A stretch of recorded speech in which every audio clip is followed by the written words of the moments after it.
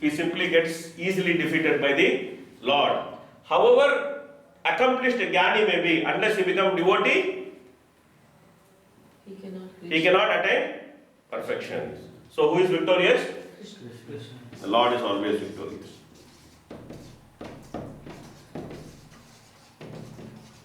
Okay. And then you get to see who? Who? Kardama and Devahuti. Kardama and Devahuti. Okay? So, what is the lesson from the pastime of, there are two couples, okay? In third canto, there are two couples.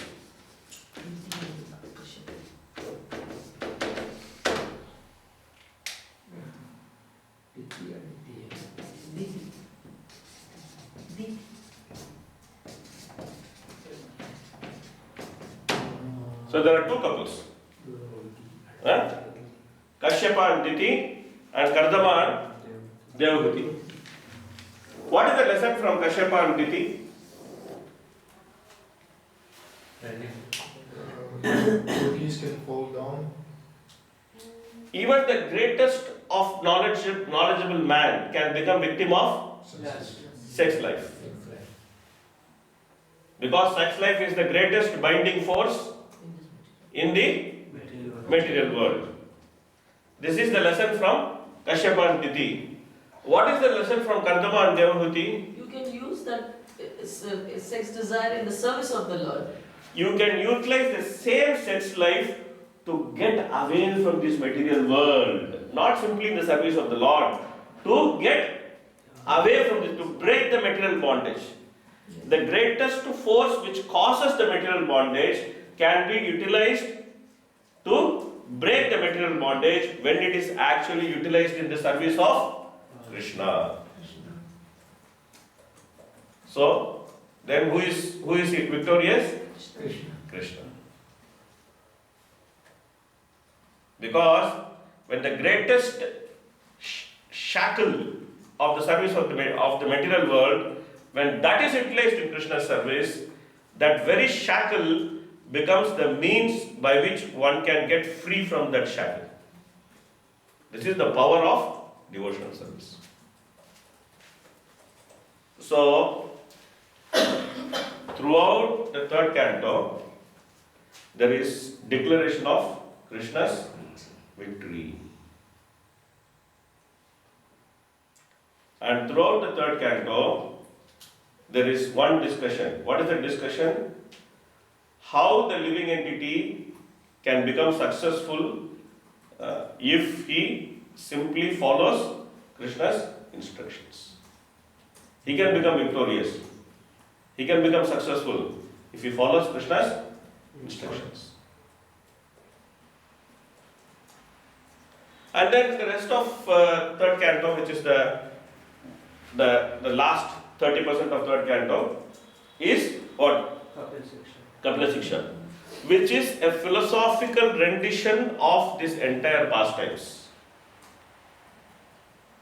Kapila Siksha explains the philosophy behind all the pastimes of third canto.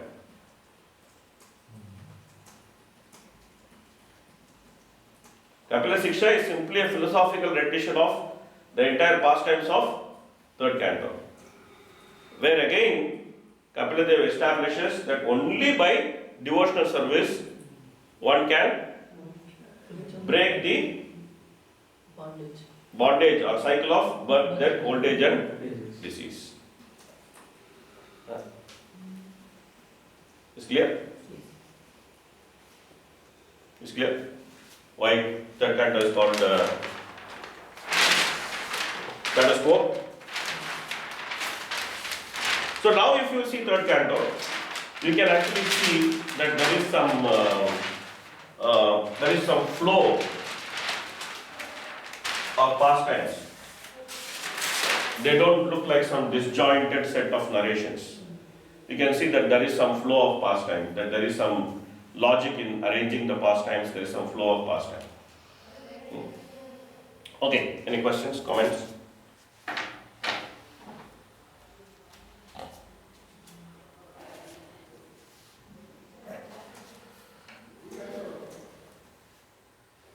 Yeah. Similarly, why is first canto called creation then? Oh, I'll explain briefly because it actually it identifies the creator and it explains the purpose of creation. Om Namo Bhagavate Vasudevaya. It identifies the creator, that he is the creator. And what is the purpose of creation? The purpose of creation is to come to a point of asking the right question to the right person. That's what Parikshit does.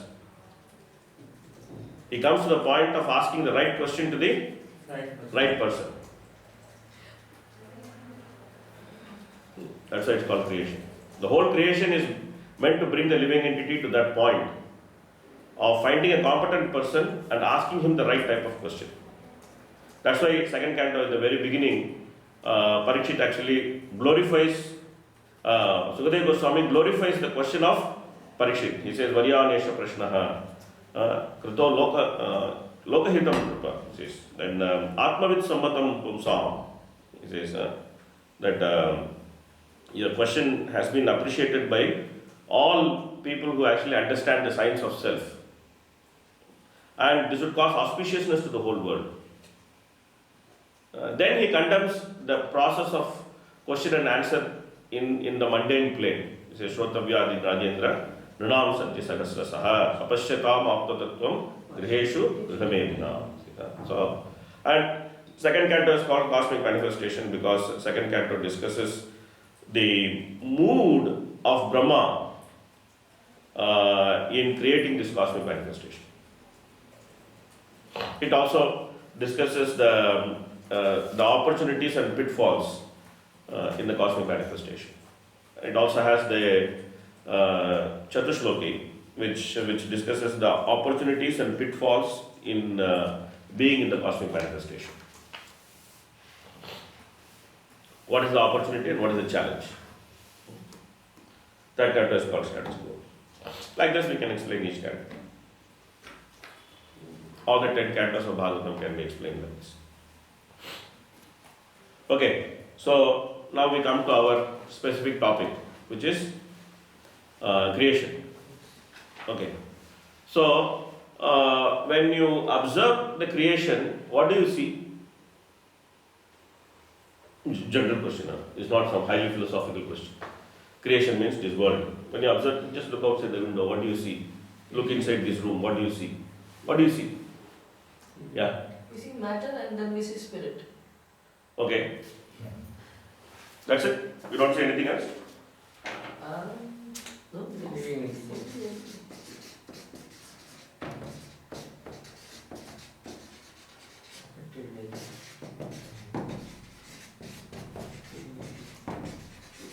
You don't see anything else?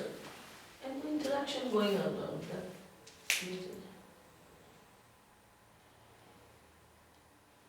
He has like purpose.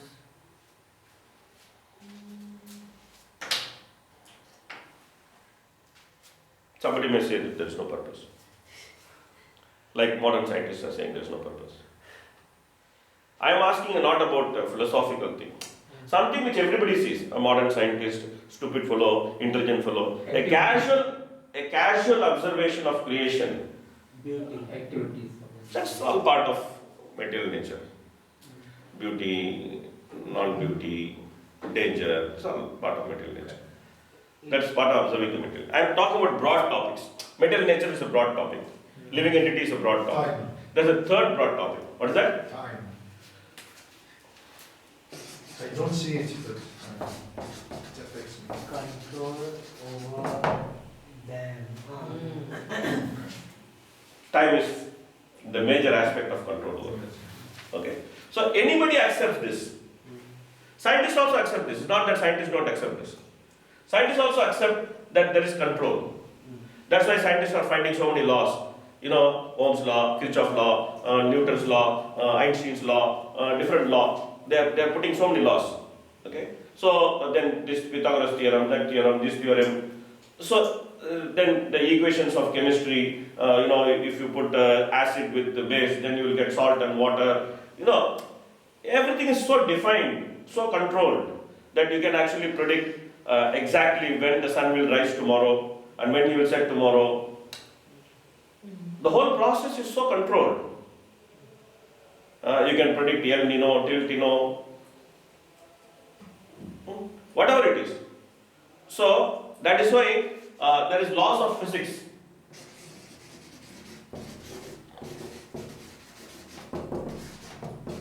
Okay, and there is mathematics, and there is chemistry. All this we study because all this shows that there is clear control over matter and spirit. There's clear control over matter and spirit. And everything is subject to condition. Is this still in the perspective the whole canto, or is it for the chapter that we studied? No, I'm just going, I already started creation, 5 to 12. Okay. I already started 5 to 12. So we already finished that part. That overview of third canto, we already finished. Okay. I started 5 to 12. So let me put title.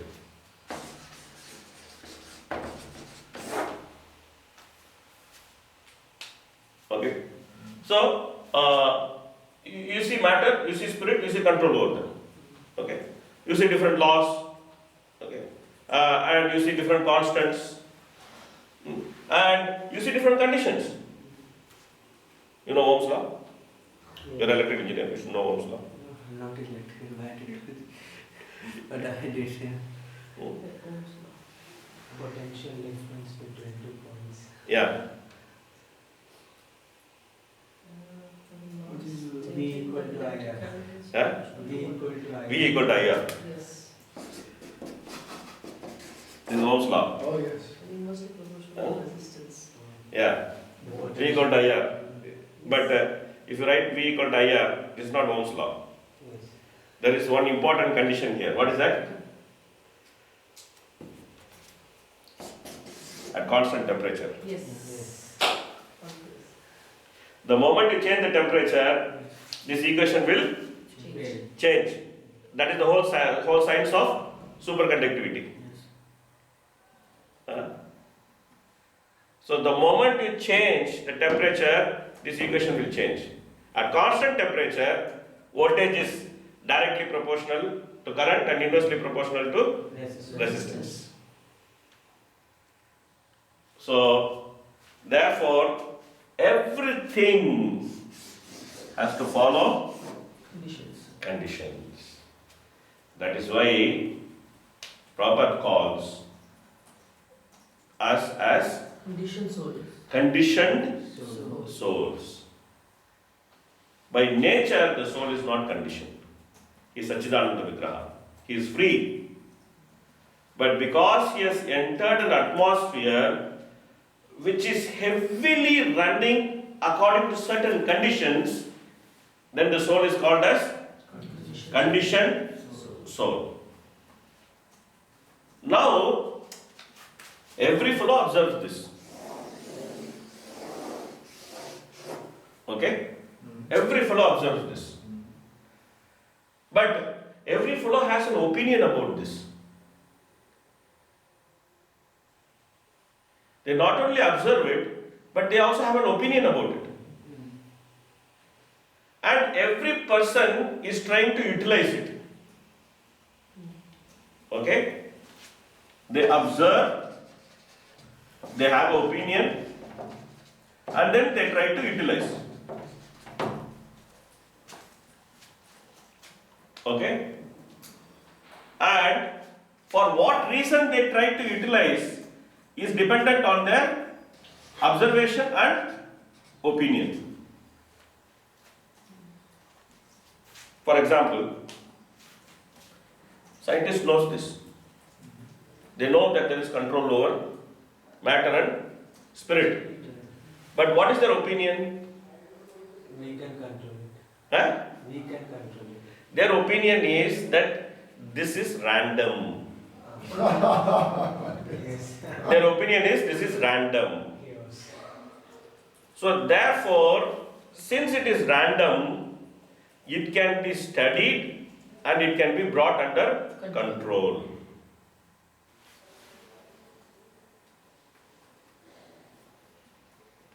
This is how scientists think. Scientists think that this whole process is random. Because it is random, if we study all the parameters which causes this random relationship, you can actually exploit the parameters and you can bring the whole thing under control.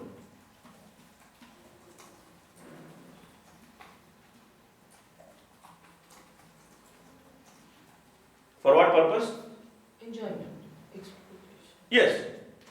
Purpose is sense gratification. Yeah? So that brings us to the next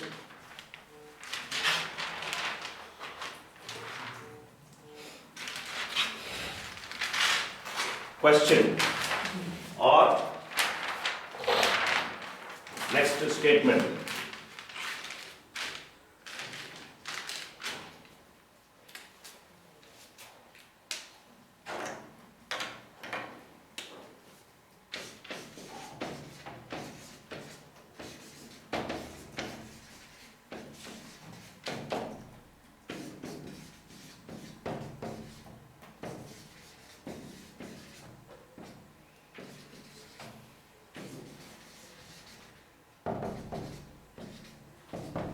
How do different class of people see creation? What are the different class of people? Let us first list them. What are the different class of people? From the bottom, atheist. Huh? From the bottom, atheist. Yeah, from bottom. Atheist. Atheist. Vikarmi. Vikarmi. This includes atheist, sinful, whole class it includes. Okay? Vikarmi. Then? Karmi. Karma. Karmi. Then? Devotees. Jnanis. Okay, Jnani. Then? Yogis. Yogis. Yogi. Then? Devotees. Vishnu Bhaktas. Devotee. That's not complicated. Let's keep our life simple. Okay. How does a Vikarmi view creation? What will I get out of it? Means, What will I get to enjoy? for what? Enjoyment. Enjoyment. Okay. I will just qualify that enjoyment with one word. Okay?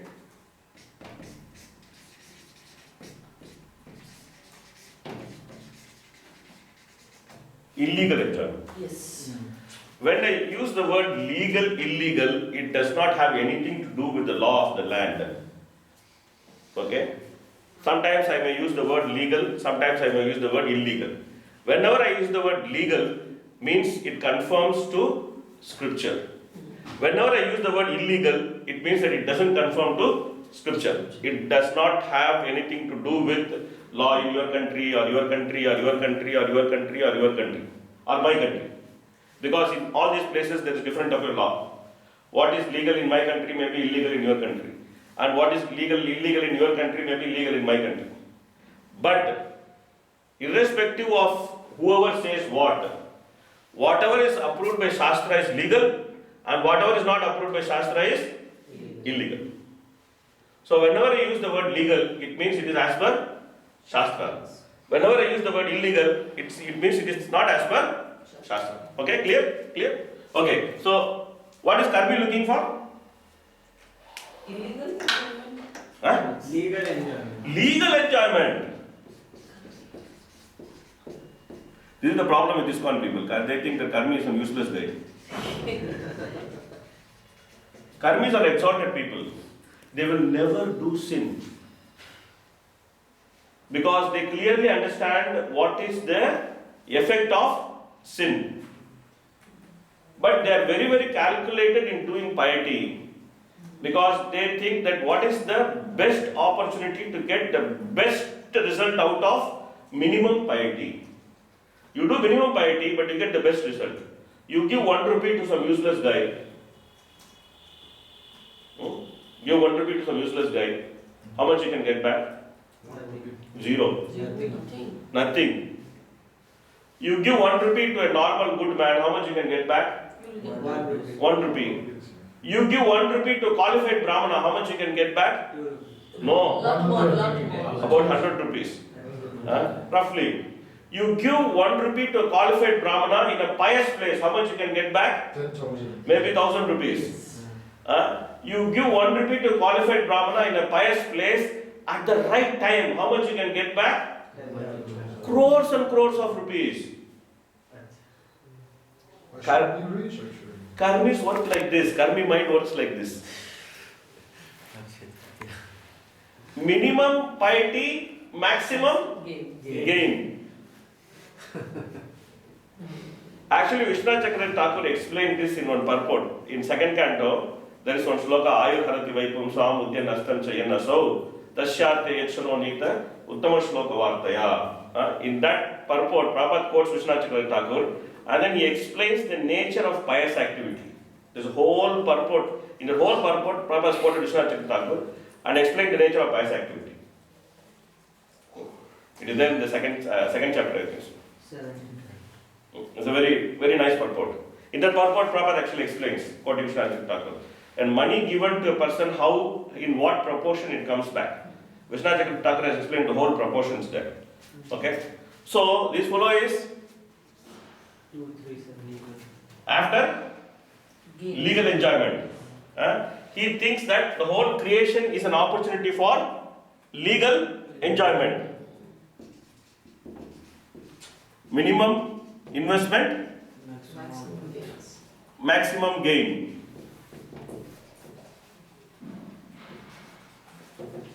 True. So karmis are very rare in this world. Therefore. No, Kalita is very, very rare to find a karmi. Extremely rare to find a karmi. So most of them are vikarmis. Most of them are karmis. We are saying in ISKCON we say that everybody is karmi fellow, but we don't know who is a karmi actually. In ISKCON we have many misunderstandings. One misunderstanding is about karmi. The other misunderstanding is about Kanishta Adhikari. We think Kanishta Adhikari means some useless joke. It's not like that. Kanishta Adhikari is a Brahmana Vaishnava. A person who is fixed in mode of goodness and taken up devotional service is Kanishta Adhikari. But we think that Kanishta Adhikari is some useless guy.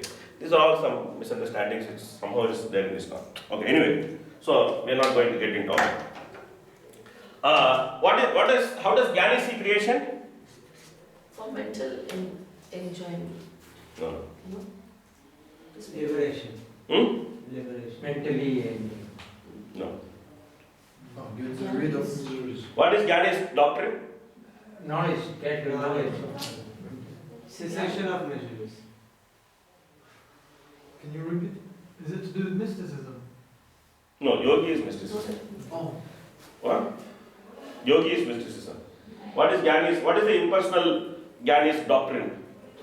Get one Oh, with one is the, God. one with the One supreme. Oneness. What is his doctrine about the world? This is- Maya. This is- Huh? Mithya. Ah, Negation. False. Brahma, Brahma, Satya, Jagat, Jagat, Mithya. Brahma, Satya, Jagat, Mithya is false. So, how does he see what you said? What is that? Negation. Negation means neti, not this, not this, not this. So, he actually sees this whole material world as a 0. trap. Brahmavadi and Mayavadi different, no, Prabhu. The way you explain this Mayavadi. Both of them are same. Except Mayavadi, the difference is that Mayavadi considers the creation as Maya, and he also considers the Lord form as Maya. Yeah. Brahmavadis don't consider the Lord's form as Maya. They think Lord's form is transcendental, but it came from impersonal Brahma. Oh. That is the difference. Brahmavadis consider the Lord's form as transcendental, but they think that the transcendental form came from impersonal Brahma. It's clear? Mayavadis consider the Lord form as Maya. So, how do they see this material world? Trap. They see this whole creation as a trap. They want to reject it. They hate creation. Neti, not this, not this, not this, not this. How do yogis see creation? Means for getting mystic powers. Huh? Means for getting mystic power. And after getting mystic power, what they will do? Enjoy. Elevate They will travel. Huh? Travel. Siddhis. After getting siddhi, what they will do? They elevate themselves to the higher planet because they are Lord over the creation. Yes. They think it is an opportunity to play God.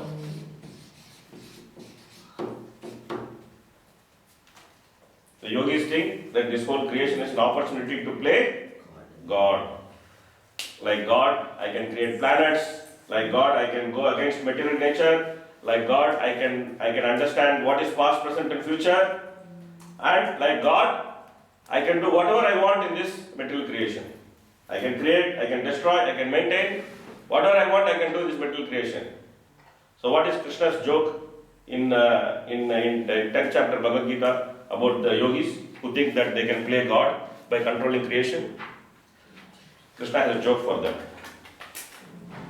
In the 10th chapter Bhagavad Gita, Krishna has a joke for them. What is Krishna's joke for them? 10th chapter. Yeah.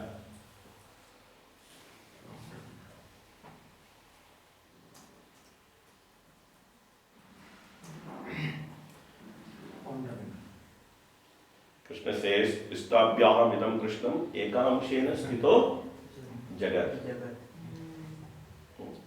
I actually control this entire creation by an insignificant spark of my splendor. So God's identity is not that He simply controls creation. Controlling creation is an insignificant aspect of God's opulence. The yogi, he gets a little bit power to do that, and then he's thinking that I am God. And Krishna is making joke on him. Hey, Mr. Yogi, you think by controlling material creation you can become God? You please understand. By insignificant spark of my splendor, I control the entire creation. Ekam stena sthito jagat. So Krishna is a great joker. He makes joke with many people. Okay, he makes joke with Vikarmi, he makes joke with Karmi, Jnani, Yogi. Okay, now we come to us. So we have seen how Vikarmi sees creation, we have seen how Karmi sees creation, how Jnani sees creation, how Yogi sees creation. How does devotee see creation? Shelter of love. Okay. Shelter. How do you see creation? I see it very intelligent. His intelligence into it, I Intelligent. Yes. Greatness. How do you see creation?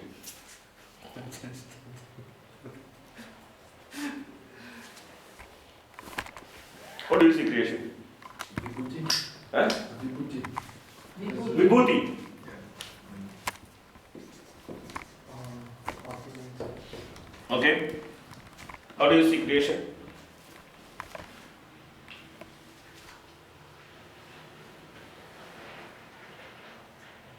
You need to think. How do you see creation? Like Krishna, playing like doll.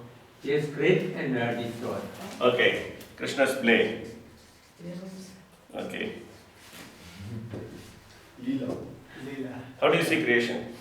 Sacred? Huh? Sacred? Sacred. Okay. How do you see creation? You said no? Said something, right? Greatness. Great. Okay, how do you see creation? Place for reformation. Place for reformation. Good, nice.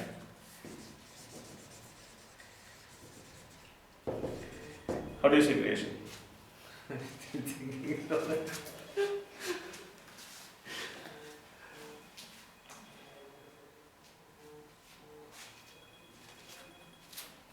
Krishna's energy, you can say. Okay.